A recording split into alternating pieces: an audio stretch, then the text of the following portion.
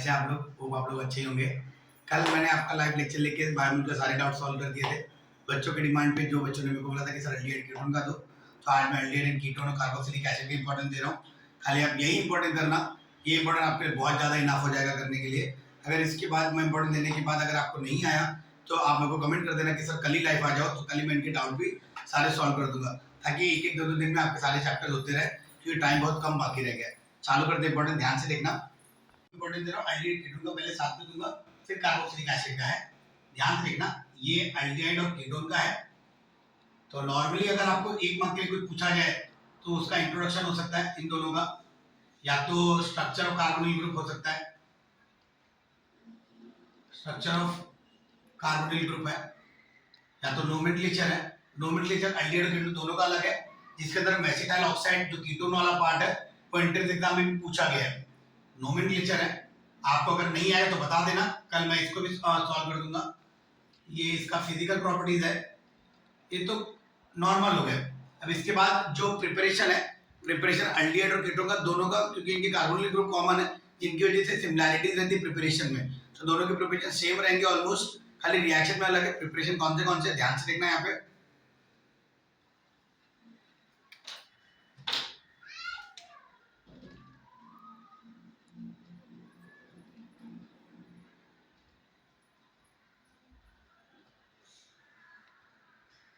पहले आता है आपका प्रिपरेशन, यहाँ पे बता रहा हूँ, प्रिपरेशन बहुत इंपॉर्टेंट है। इनके अंदर से कोई एक है, आपको ध्यान रखना क्या क्या है।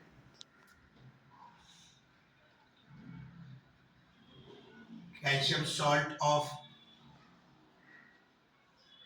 फैटी एसिड है,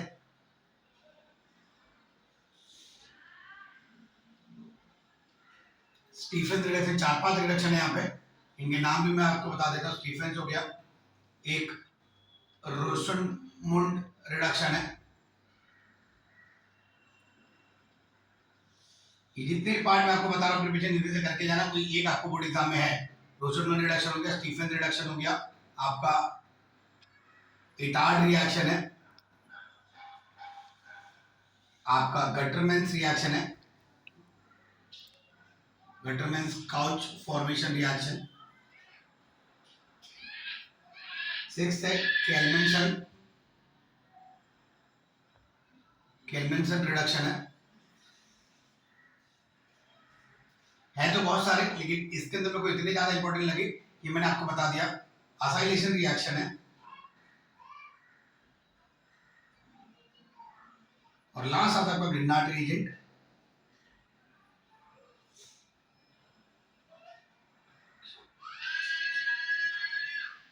ये जो मैंने लिखे यहाँ पे प्रिपरेशन, कोई एक आपको बोर्ड एग्जाम में कंफर्म है। ये मैंने प्रिपरेशन बता दी, खाली आप इतना ही करके जाना, इतना आपका बहुत हो गया। इसका प्रिपरेशन बता दिए। अब मैं रिएक्शन बता रहा हूँ। रिएक्शन जो सबसे ज्यादा इंपॉर्टेंट 3 या 4 मार्क के लिए, वो यहाँ पे लिखना, पहले जो छोटे छोटे वो मैं आपको बता देता हूँ। रिएक्शन है जिसके अंदर आपका एडिशन रिएक्शन है, एडिशन रिएक्शन जिसके अंदर पहला है HCl के साथ, सेकेंड है आपका NaHSO3 के साथ, सोडियम बाइसल्फाइड के साथ। सेकेंड आपके रिएक्शन जो आते हैं आपके एडिशन रिएक्शन, मैंने आपको बता दिया, इनके अंदर से 2 एडिशन है, ये एक ही है और एक ये है, ठीक है। जो सबसे मेन इंपॉर्टेंट आपका आ रहा है, ध्यान से देखना, अल्डोल कंडेंसेशन है,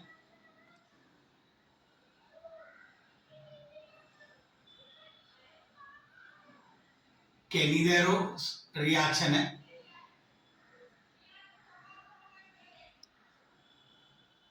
क्रॉस अल्डोल है, और क्रॉस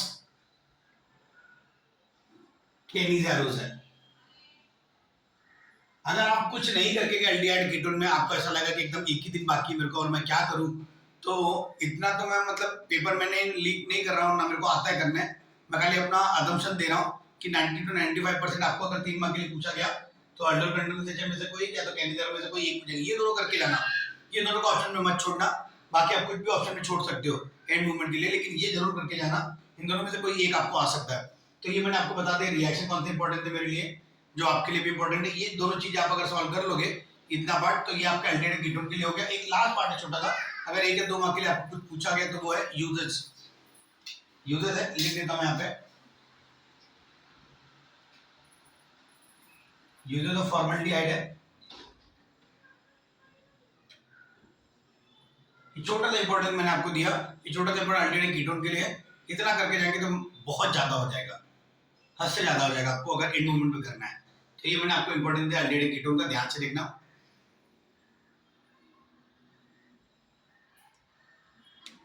ये सब करने के बाद अगर आपके पास टाइम बच जाए तो एक रिएक्शन और है छोटा सा, लेकिन आपके लिए इंपॉर्टेंट है, यूरोट्रोपिन वाला। यहाँ पे लिख देता हूं मैं 6 वाला। अगर आपको कुछ ऐसा होने के बाद अगर रहेगा तो एक छोटा सा रिएक्शन है यहाँ पे, addition of ammonia and its derivative है। तो यहाँ पे लिखने के बाद इसके अंदर क्या पार्ट है, उसका नाम है यूरोट्रोपिन। ये यूरोट्रोपिन बहुत इंपॉर्टेंट है, ध्यान से देखना, इसका स्ट्रक्चर है और ये कैसे बनता वो है। ये आप एक लास्ट में देख लेना, लेकिन ये दोनों बहुत ज्यादा देखना आप, अल्डोल और कैंडिडेट रिएक्शन। अब मैं चालू करता हूँ कार्बोक्सिलिक एसिड का। तो अब हम लोग चालू करें कार्बोक्सिलिक एसिड का।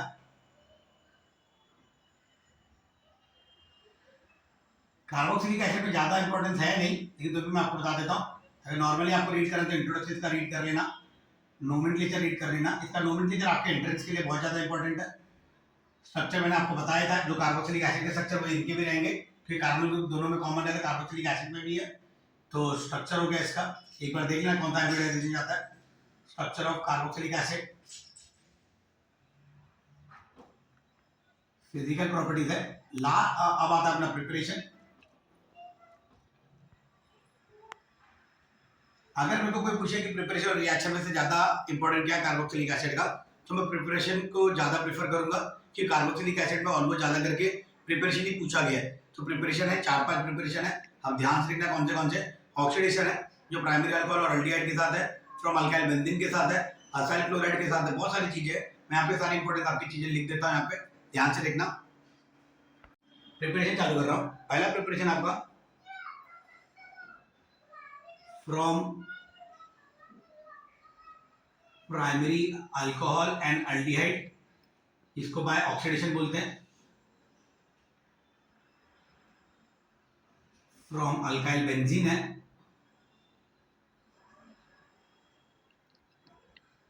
अल्काइल बेंजीन में भी ये भी ऑक्सीडेशन वाला ही पार्ट है। इसके अंदर 4-5 रिएजेंट, ऑक्सीडाइजिंग एजेंट यूज होते हैं। तो उस रिएजेंट को जितना भी अल्काइल ग्रुप अटैच रहेगा बेंजीन में, जो सारा का सारा में कन्वर्ट हो जाएगा किसमें, कार्बोक्सिलिक एसिड में। तो ये पार्ट आपको जो है, ये वाला प्रिपरेशन पार्ट, ये आपके इंटरव्यू में बहुत ज्यादा जरूरत है। तो यहाँ पे आगे जो प्रिपरेशन वो बता देता हूँ मैं आपको, ध्यान देना। दो मैंने चीजें आपको बताई, एक आपको बताया मैंने प्राइमरी अल्कोहल और अल्डिहाइड के साथ, एक अल्काइल बेंजीन के साथ बताया। थर्ड आता है आपका, थर्ड जो है आपका फ्रॉम नाइट्राइल और अमाइड है, फ्रॉम नाइट्राइल एंड अमाइड है। तो इस रिएक्शन का अगर कोई ने पूछा तो क्या बोलते हैं, तो इसको बाय हाइड्रोलिसिस बोलते हैं। तो हाइड्रोलिसिस रिएक्शन है दोनों, लिख देता हूं मैं यहाँ पे ताकि आपको कंफ्यूजन ना हो। ये हाइड्रोलिसिस हो गया फ्रॉम नाइट्राइल और अमाइड।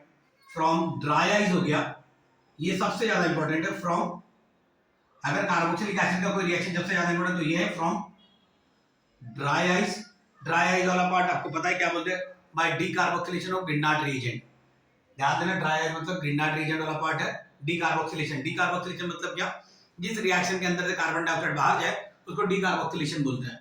तो ये वो वाला पार्ट है, बहुत इंपॉर्टेंट पार्ट है। अगर आपको लिखना तो लिख सकते हो। नेक्स्ट पार्ट आता है अपना, नेक्स्ट पार्ट है फ्रॉम अपना फ्रॉम असाइल क्लोराइड है, एक ये पार्ट हो गया। और एक लास्ट पार्ट आता है फ्रॉम ईस्टर, फ्रॉम ईस्टर हो गया। तो ये जो चीजें मैंने आपको बताई, ये प्रिपरेशन थे अपने कार्बोक्सिलिक एसिड के। रिएक्शन बहुत ही कम है, अगर आप वो नहीं किए एंड मूवमेंट पे, ऐसा नहीं बोला कि इंपॉर्टेंट नहीं है, एंड मूवमेंट पे आप अगर उसको छोड़ के गए तो शायद से भगवान करे वो ना आए, यही आ जाए। तो रिएक्शन जो ज्यादा कुछ नहीं, अल्फा हैलोजिनेशन वाला पार्ट है, और खाली एक ही दो रिएक्शन है, इसलिए मैं उसको ज्यादा इंपॉर्टेंट नहीं दे रहा हूँ। यहाँ पे आपका यूजेस भी कर सकते हो आप। नेक्स्ट आपका यहाँ पे मैं लिख देता हूँ uses of carboxylic acid. Carboxylic acid कहाँ पे यूज करते हैं, ये छोटे छोटे पॉइंट है, 2-4 पॉइंट आपने इसके बारे में लिखा, अगर एग्जाम में आया तो आपको मार्क्स मिल जाएगा पूरा। तो